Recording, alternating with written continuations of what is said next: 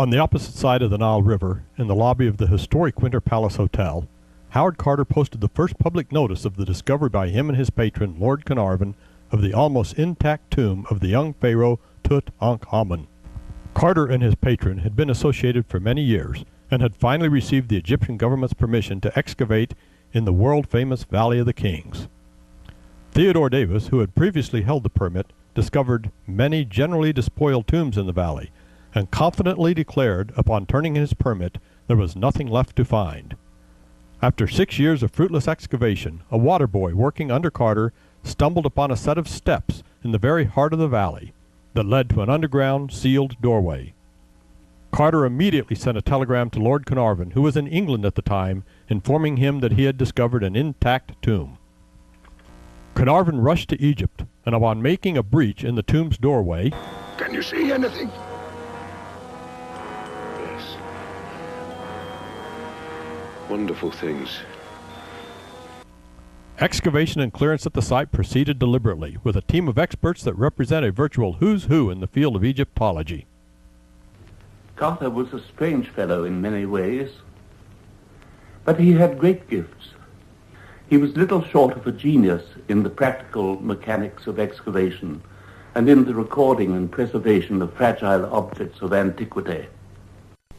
I suppose most excavators would confess to a feeling of awe, almost embarrassment, when they break into a tomb closed and sealed by pious hands so many centuries ago.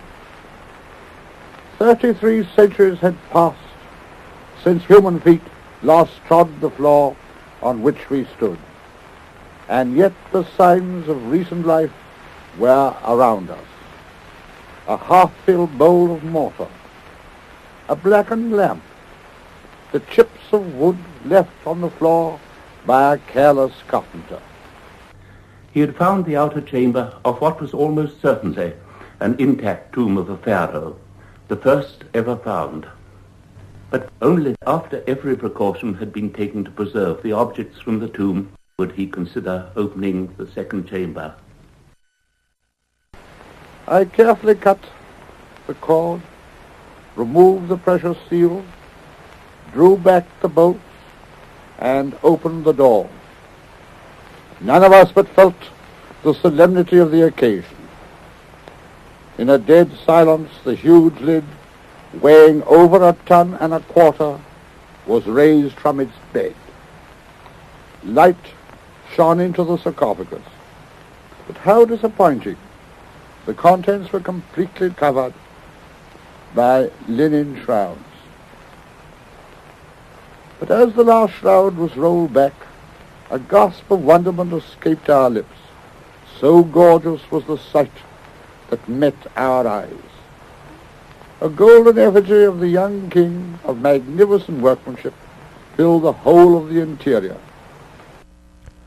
Lord Carnarvon, tragically, did not live to see the final result of the discovery that was to make his a household name, as he died less than 6 months after his discovery from an infected insect bite.